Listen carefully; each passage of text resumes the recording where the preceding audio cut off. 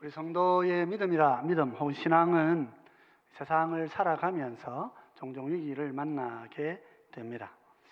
이런 위기를 대처하다 보면 이제 완전히 내가 복음을 떠난 것은 아니지만은 세상의 것도 내 믿음 속에 함께 섞어서 이렇게 같이 이렇게 양다리를 걸치고 살아가는 그런 믿음을 택하기도 합니다. 우리가 잘 아는 그 이스라엘 백성들 시내산에서 금송아지 만드는 걸 보면 꼭 그렇습니다. 그들은 시내산 앞에서 자기를 인도하던 모세가 이제 하나님 만나러 산을 올라갔죠. 생각했던 시간보다 길어서 모세가 눈에 보이지 않습니다. 그러다 보니까 마음에 불안이 싹 듭니다. 그래서 이들이 이런 생각을 해냅니다. 우리 신을 아직까지 우리가 눈에 보이는 신으로 이렇게 섬긴 적이 없고, 애굽에서는 자기들이 한 400년 동안 신상을 보면서 이렇게 섬겼죠. 근데 안 보이는 하나님 처음 섬기는 거니까 이래가 안 되겠다. 우리가 하나님을 좀 눈에 보이게 하고 싶다. 그래서 아론에게 금기고기를 두고 금송아지를 만들어 냅니다. 이들이 하나님을 완전히 버린 것은 아니었습니다.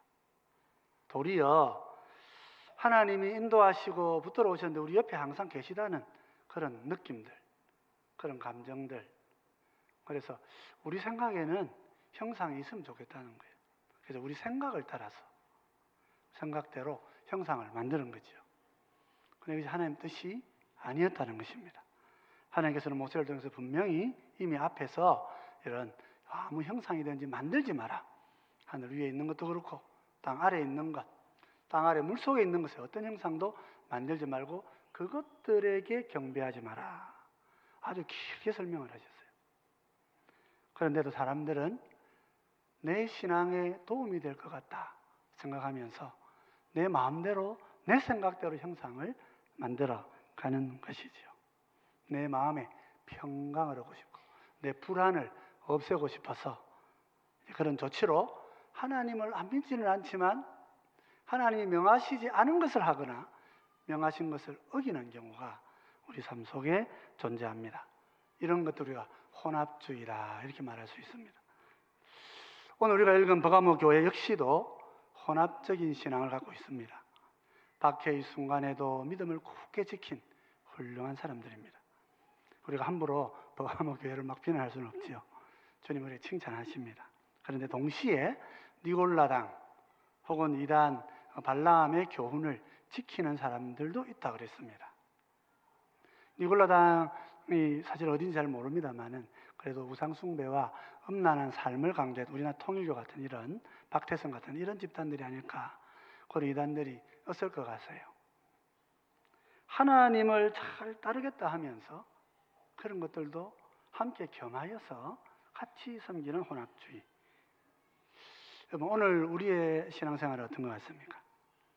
하나님 잘 섬기는데 나는 정말 혼합적인 믿음을 갖고 있지는 않은가 말이죠.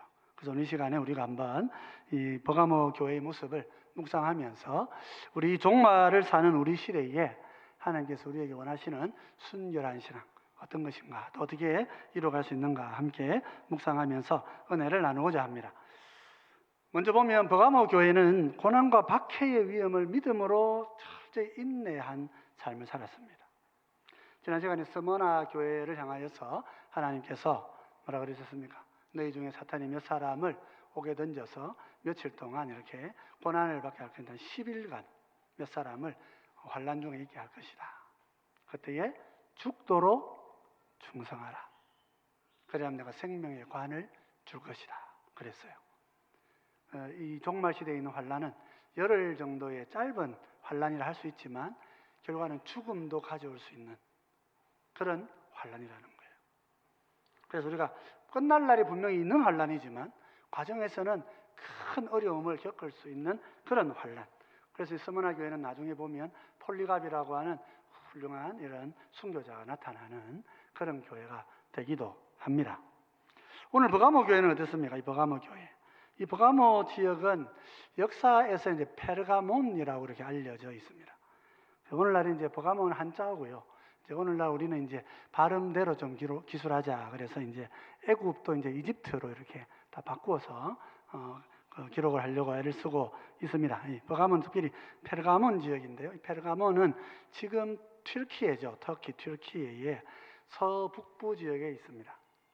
그래서 이 도시가 보면 기원전 3세기경에는 아탈로스 왕조라는 왕조의 수도였다 그래요. 그러니까 이 지역이 굉장히 중요한 도시죠.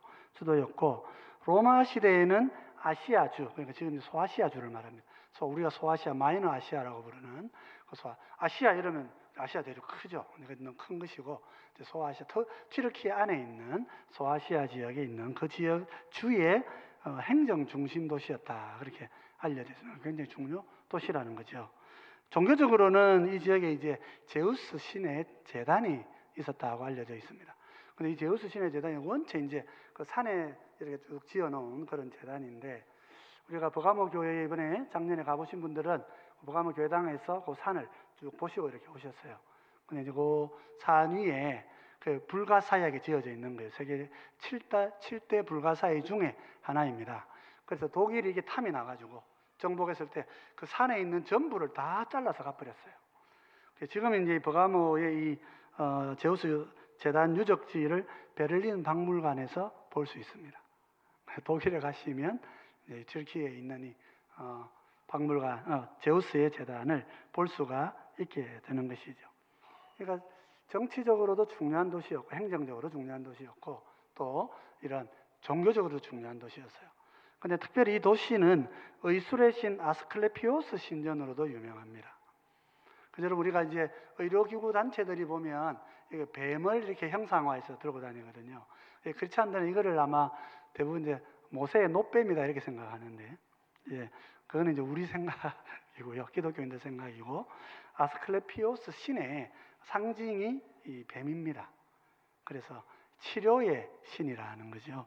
그래서 당시에 버가모에는 환자들이 항상 몰려왔고 오늘날의 이 대학병원급의 이런 큰 휴양시설들이 많이 이렇게 있었던 도시가 이제 버가모, 페르가몬이라고 하는 도시이고요. 이 페르가몬은 요즘도 뭐 상표로도 굉장히 또 유명한 그런 상표이기도 합니다.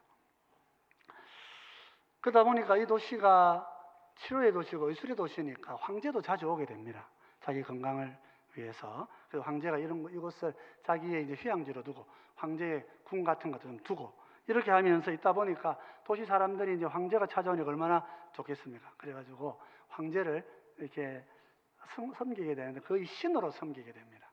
그래서 이 버가모 지역 여기에서 이제 소위 로마의 황제 숭배 사상, 황제가 신이라고 하는 거죠. 그래서 로마가 뭐 일부 사람들은 학자들 따라서 차이는 좀 있습니다만 일부 사람들은 로마가 다원 종교였다 이렇게 말을 하지만 로마가 다원주의를 항상 가진 건 아닙니다. 황제 중심의 단독적인 신을 가지고 있었던 그런 황제들은 그런 걸 원했기 때문에 그런 나라이기도 합니다. 그래서 로마 이해를 잘할 필요가 있죠. 그 황제 숭배의 근원지가 이 버가모였다 하는 것도 우리가 알 수 있어요. 그래서 예수님께서 이곳을 뭐라고 부르셨냐면 사탄의 권좌가 있는 곳이다. 그렇게 말씀하신 거예요. 계시록 2장 13절을 보면 이렇게 예수님께서 말씀하고 계십니다. 내가 어디에 사는지를 내가 아노니 거기는 사탄의 권좌가 있는 데라. 내가 내 이름을 굳게 잡아서 내 충성된 증인 안디바가 너희 가운데 곧 사탄이 사는 곳에서 죽임을 당할 때에도 나를 믿는 믿음을 저버리지 아니하였도다. 버가모라고 하는 이 도시는 벌써 스무나보다 먼저 이렇게 안디바라고 하는 순교자를 내었던 도시예요.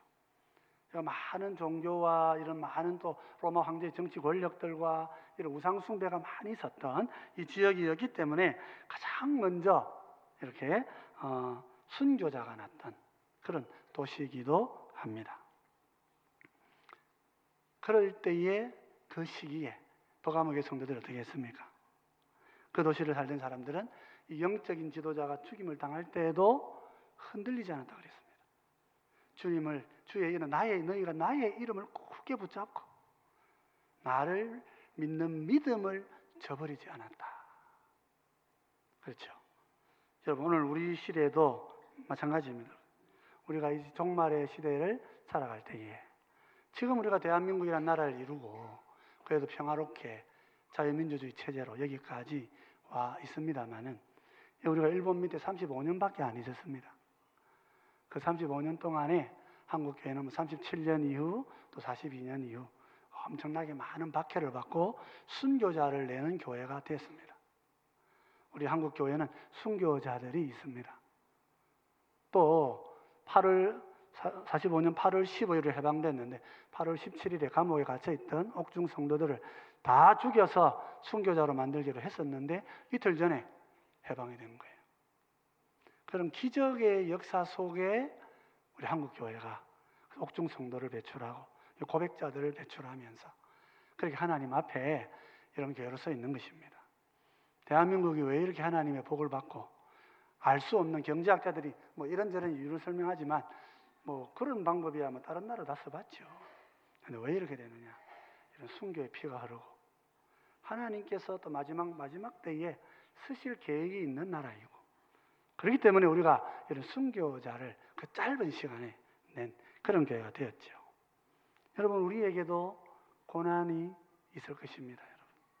정치적인 박해는 아니라 하더라도 사회문화적이고 또 여러 가지 다른 이유로 여러분 박해가 있습니다. 이 박해를 겪으면서 여러분 어려움을 지나면서 결코 주님을 내 마음에서 놓지 않아야 됩니다. 그런 성도로 사실은 여러분 되시기를 바랍니다. 버가모 교회는 그렇게 칭찬을 받는 교회였어요. 그런데 버가모 교회는 곧이어 바로 책망을 받기도 했습니다.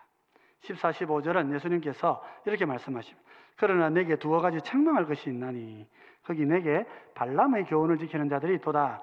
발람이 발락을 가르쳐 이스라엘 자손 앞에 걸림돌을 놓아 우상의 제물을 먹게 하였고 또 행음하게 하였느니라. 이와 같이 내게도 니골라 당의 교훈을 지키는 자들이 있도다. 니골라가 누구냐, 니골라 당이 누구냐 하고 이렇게 여러 가지 설이 있습니다만은 초대교회 7 집사 중에 한 분이 니골라죠. 그래서 그분이 이제 좀 처음에 신앙 가졌다가 타락해서 이렇게 이단으로 간 거 아니냐 이렇게 보는 분도 있는데 다 정확하다고 보지만은 않습니다. 그래서 니골라 당이 어느 정도인지 교회사적으로 실체가 완전히 다 밝혀진 것은 아닙니다. 그러나 에베소 교회를 말할 때도 니골라 당을 말을 했으니까 소아시아 7 지역에 펼쳐져 있던 그런 이단 집단으로 보이고 특별히 이제 이 사람들의 특성을 언급을 하면서 예수님께서 이들은 민수기 22장에서 25장 사이에 나오는 혹은 넓게 보면 31장까지도 이어지는데요. 그 내용에 나오는 발람의 교훈을 지키는 사람들이다. 이렇게 말씀하시는 거예요. 그래서 발람의 교훈이라는 것이 어떤 건가 좀 생각을 해봐야 됩니다. 민수기니까 벌써 이제 출애굽 때죠. 아주 옛날 때입니다. 모세가 이스라엘 백성들이 끌고 출애굽 때인데 이 출애굽도 출애굽 마지막 시기입니다. 광야 38년, 40년을 지냈어요. 다 지내고 이제 마지막으로 요단강을 건너려고 이제 이쪽 모압 평야로 올라오는 거예요. 근데 그 올라오면서 이제 모세가 전투를 하게 되는데 이제 아모리 왕 시온과 바산 왕 옥을 완전히 멸망시켜 버립니다.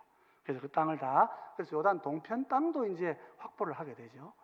그러고 나서 이제 모압으로 가려고 하는 것입니다. 그러니까 이제 모압 왕의 입장에서는 모세와 싸워야 되는 거잖아요. 그러니까 이게 뭐 자기보다 강하다고 생각했던 나라들을 다 물리치고 왔으니까 이걸 뭐 이길 길이 없는 거예요. 그래서 밤새 잠도 안 오고 막 고민하다가 번뜩 생각이 난 거예요.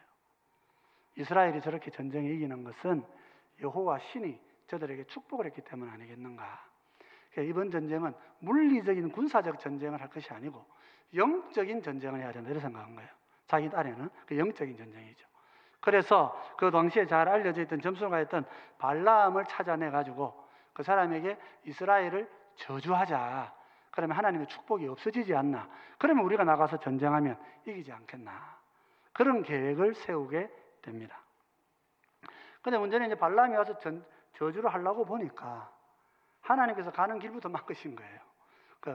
자기 딸이 기도를 했는데 하나님 나타나셔가지고 이스라엘을 저주하지 말라 하시는 거예요. 그래도 이제 그래도 뭐 자기가 이제 돈을 받은 게 있으니까 이제 가니까 막 타고 가던 나귀가 막 길을 버티고 막 나귀가 말을 하면서까지도 막 이스라엘 그렇게 하면 안 된다고 막 하나님 뜻을 보이신 거예요. 그래서 결과적으로는 가가지고 발락에게 돈 받고 다 했지만은 내가 하나님이 주시는 말만 내가 할게. 그렇게 하면서 오히려 도리어 축복을 크게 내번을 해버립니다. 그래서 민수기만 보면 그때의 내용이 발람은 이스라엘을 축복한 선지자로 그렇게 보여집니다. 그런데 오늘 이 요한계시록을 읽어보면 그때 발람이 축복만 한 것이 아니라는 것을 알려주고 있어요. 사실은 발람도 모압 근처에 있는 이방 사람이죠. 이스라엘이 승승장구하는 게 싫은 사람이에요. 그러다 보니까 비록 나는 저주하는 데서 실패했지만 발락에게 지혜를 주는 거예요. 이스라엘 백성들이 이렇게 바알 부올이죠. 이 이야기가 이제 민수기 25장에 나옵니다. 그래서 이스라엘 사람들이 바알 부올에 오게 됩니다. 이 부올이라는 지명에 바알 신이 있는 곳이에요. 저 지역에. 근데 이 바알 신이 좀 특별한 바알 신이에요. 이스라엘 백성 광야에 사는 사람, 농사 짓는 사람들이 이제 농사 짓는 사람들은 비가 내려야 되잖아요. 그래서 그 농사 짓는 사람들이 함께 모여서 그 가나안 땅에 비가 오도록 기도하는 기원제를 드리는 곳이에요. 기후제죠. 기후제를 드리는 곳인데 이 기후제라는 게 어떤 형식으로 드리는 거냐 하면 이게 이제 학자들이 연구해서 밝혀진 것입니다. 하늘의 신이 남자 신 바알 신이고 땅의 신이 아스다르 여자 신인데 그러면 비가 많이 내리려면 어떻게 해야 돼요? 하늘의 신이 땅의 여신과 관계를 가져야 되는 거예요. 관계를 많이 가져서 그래서 자식을 많이 낳으면 그게 비가 많이 와서 곡식이 많아지는 거다. 이런 미신을 만드는 거죠. 그래서 신전에 제사 지내는 제사장들하고 신전의 그 여자 사제들이 이 제사 지내는 기간 동안에 이 하늘 신을 자극하려고 그냥 자기들끼리 집단적으로 성적인 관계를 가지는 그것이 제사였던 거예요. 많은 음식들을 차려놓고 그렇게 했던 거예요. 그래서 이제 발락에게 준 지혜가 뭐냐면 나는 저 이스라엘 백성을 저주할 수 없는데 여호와는 저주할 수 있다. 그러니까 그러려면 어떻게 해야 되냐면 이스라엘 백성들이 이 제사에 참여하게 해가지고 하나님께 저주를 받게 하면 된다. 그래서 우상을 제물을 먹게 하고 음란한 행동에 참여하게 하면 여호와 신은 거룩한 신이기 때문에 반드시 저들을 저주할 것이다. 그리했던 것입니다. 결과적으로 민수기 25장을 보면 이스라엘 백성들 중에 뒤에 처져 있던 사람들이 거기에 참여해가지고 막 이렇게 그 음식을 먹고 말이에요. 여러분, 우리 사람이 먹는 욕심은 막을 길이 없습니다. 저도 종종 집사람이 먹는 욕심을 좀 내려놓으세요 그러는데 여러분 돈 뭐하러 법니까? 돈 뭐하러? 그죠? 열심히 돈 벌어가지고 뭐 안 했습니까? 잘 먹는 데 쓴다고요. 한 끼 10만 원짜리만 음식도 먹고 막 평생 그렇게 먹고 살면 좋겠다. 먹는 욕심. 예수님도 첫 번째 시험이 뭐예요? 돌을 떡덩이가 되어야. 아담과 하와의 첫 번째 욕심이 뭐예요? 먹음직한 거. 먹는 유혹이 찾아왔어. 얼마나 땅에 풍요로운 걸 찾아놨겠어. 그거 먹고 마지. 먹는 데부터 그 먹으면서 끝나버린 거예요. 먹고. 우리 제사하는 데 가보자. 이스라엘 백성들은 경건한 하나님의 백성, 일부일체적으로 살아온 사람인데 그런 악을 가까이 한 적이 없지요. 그 38년 동안 훈련받았어요. 그 훈련은. 근데 가보니까 어떻게 됩니까? 바로 넘어가 버렸어요. 바로 발람의 계획대로 바로 타락을 합니다. 그래서 민수기 25장에는 비느하스라고 하는 하나님의 백성이 아론 자손의 대제사장 후손이 일어나서 그 악인들을 자기 장막 안으로 들어온 악인들을 찔러 죽임으로써 이게 단절이 되어지고 하나님께서 그 전염병을 확산시키셨는데 결과적으로는 이것이 회복되어지는 그런 역사들이 일어나는 이야기가 바알볼의 사건이라 말이죠. 이 사건이 하나님이 얼마나 기억하시는 사건이냐면 시편 106편에 보면 이 사건이 기록이 되어 있습니다. 시편 106편 28절에 19절에 그들이 또 부올의 바알과 연합하여 죽은 자에게 제사한 음식을 먹어서 그 행위로 주를 경노하게 함으로써 재앙이 그들 중에 크게 유행하였도다. 그 우상의 제물을 먹고 먹는 데 간 거 안 그죠? 가서 성적으로 가서 그 죄악에 함께 참여하고 나중에는 그 여자들을 자기 장막에 끌고 들어온 거예요. 하나님이 막 재앙을 내리셔가지고 벌을 받고 있는 중인데도 막 그런 여자들을 데려와가지고 장막에서 같이 관계하는 것을 보고 비나 대제사장이 찔러 죽여서 그것을 중지시킨 그런 일들이 있었던 사건입니다. 버가모 교회 성도들 어땠습니까? 박해의 현장을 믿음으로 굳건하게 지켰던 사람들입니다. 그런데 반대로 이들은 어떻게 합니까? 우상의 제물에 빠져들고 더 나아가서 음란한 행실에 참여하는 거예요. 여러분, 사탄의 전략이 좀 눈에 보입니까? 사탄은 우리를 고난으로 시험합니다. 교회는 이겨냅니다. 어떻게 해요? 그 다음에는 미혹하는 거예요. 미혹할 때에 교회는 무너질 수 있습니다.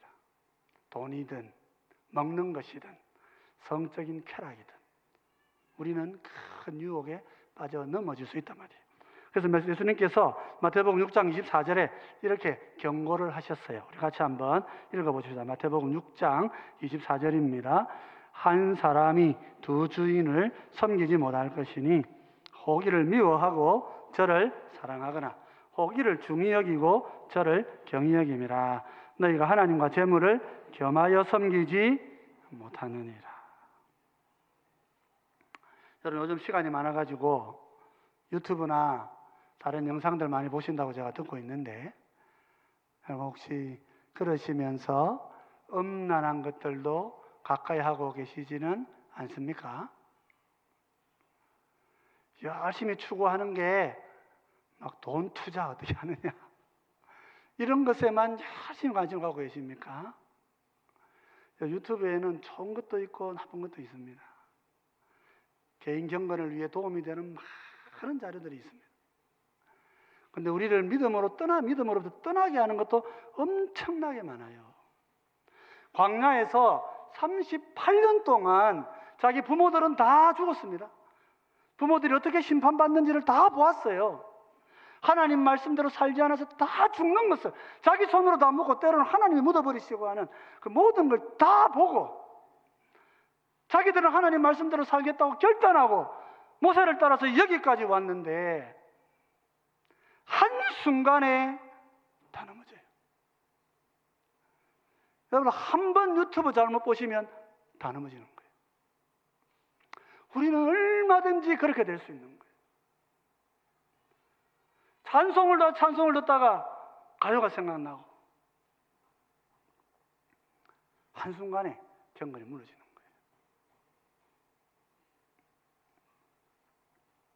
거예요. 음란한 것들, 우리 육체의 쾌락을 추구하는 것들은 항상 우리를 그렇게 괴롭히는 것입니다. 어젯밤에 저와 집사님 대화하는 중에 제가 아침마다 이렇게 찬송 드리고 기도하고 너무 하루 참 은혜로 시작했는데 밤중쯤 되니까 또 마음에 불안도 있고 허전함도 있고 왜 이런지 모르겠다.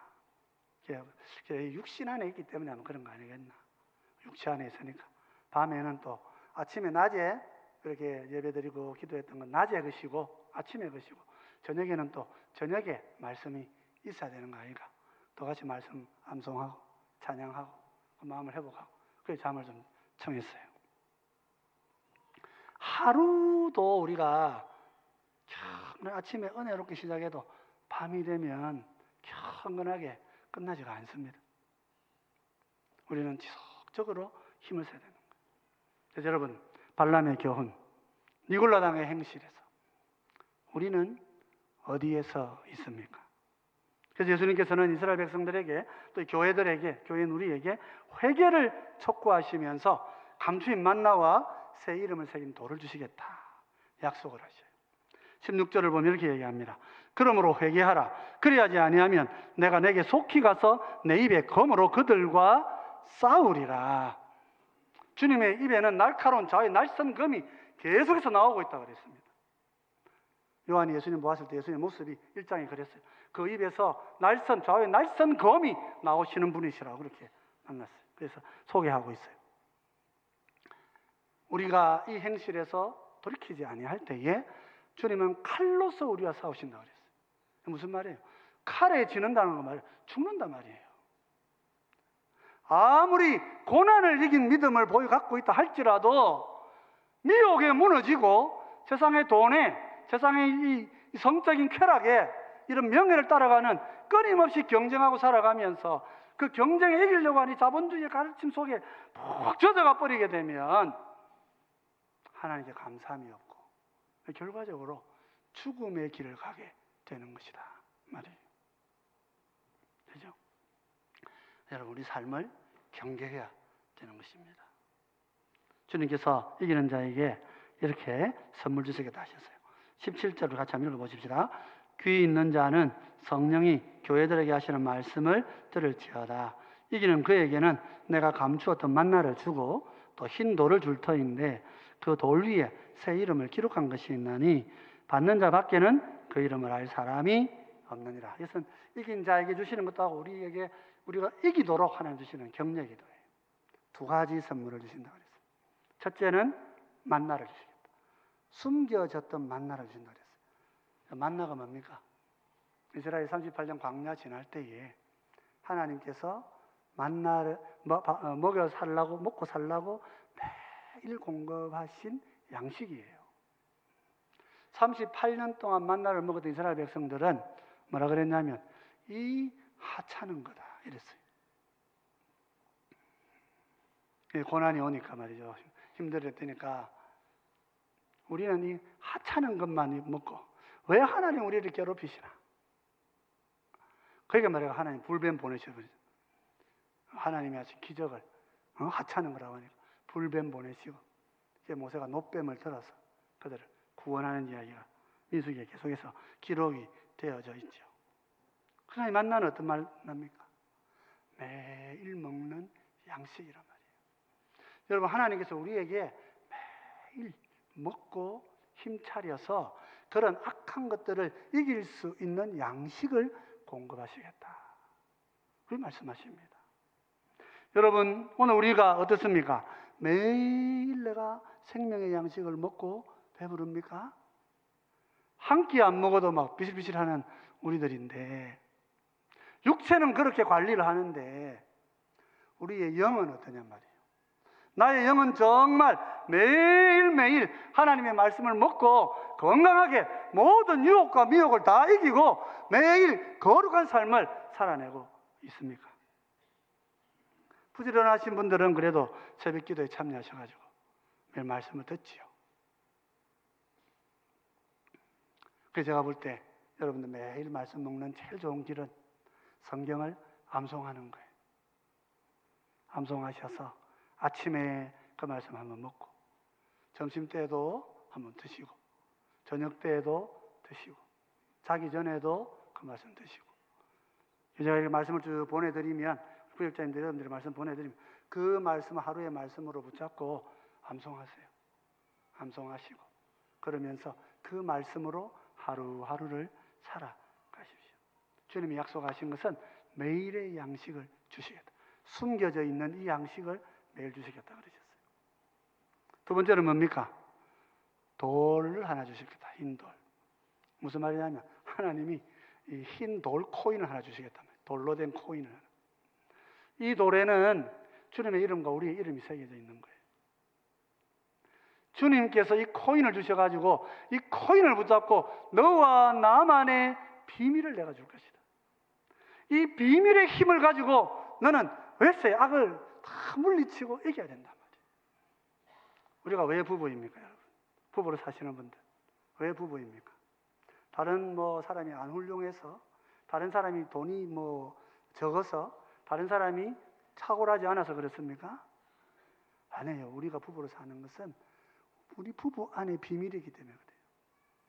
이 비밀이 힘이 되어서 우리를 하나로 묶어주고 어떤 유혹과 악이 우리 주변에 와도 다 물리치고 살잖아요. 그러므로 주님께서 우리에게 영적인 놀라운 은혜의 체험을 이 돌에 새겨서 흔들리지 않는 돌에 새겨서 우리의 마음판에 심어주시고 십자가의 나를 위해 죽으셨던 그 사랑을 내 가슴 속에 비밀로 안겨주셔서 영원히 이 모든 유혹으로부터 우리를 지켜주시겠다 약속하시는 거예요. 한 주를 살아가면서 여러분, 나에게 주님이 내 마음속에 주신 비밀이 무엇입니까? 주님이 나에게 주시는 은혜의 비밀, 믿음의 비밀이 무엇인지 항상 점검하고 그 비밀을 날마다 새롭게 붙들어가면서 우리는 악을 이기고 죄를 이겨갈 수 있는 천국 백성이 되는 것입니다. 그럼 사랑하는 성도 여러분, 우리 믿음은 어떻습니까? 우리 믿음은 순결하고 순수합니까? 나는 혼합적인 신앙을 갖고 있지는 않습니까? 우리가 가난하고 어려웠을 때 사탄은 고통과 괴로움으로 우리를 미혹했어요. 그리고 우리 선배님들, 우리 부모님들은 그 가난, 고통, 굴복하지 않고 매일 기도하고 새벽을 찾고 우리가 얼마나 열심히 있었어요.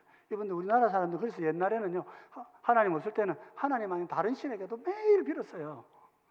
뭐 우리나라 분들 특별히 기독교가 되어서 빈 게 아니에요. 그냥 맨날 빌고 살아왔어요. 하나님 도와달라고. 복음이 들어오니까 어때요?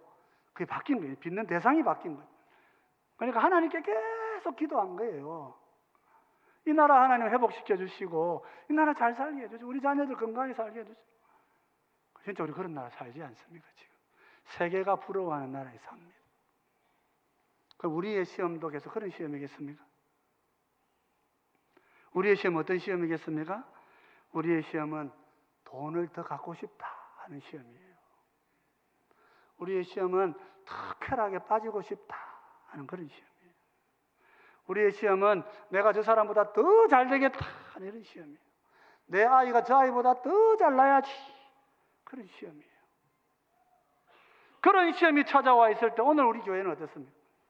옛날에 우리 어른들은 우상에 숭배하던 그런 습관이라도 계속 붙여서 기도했는데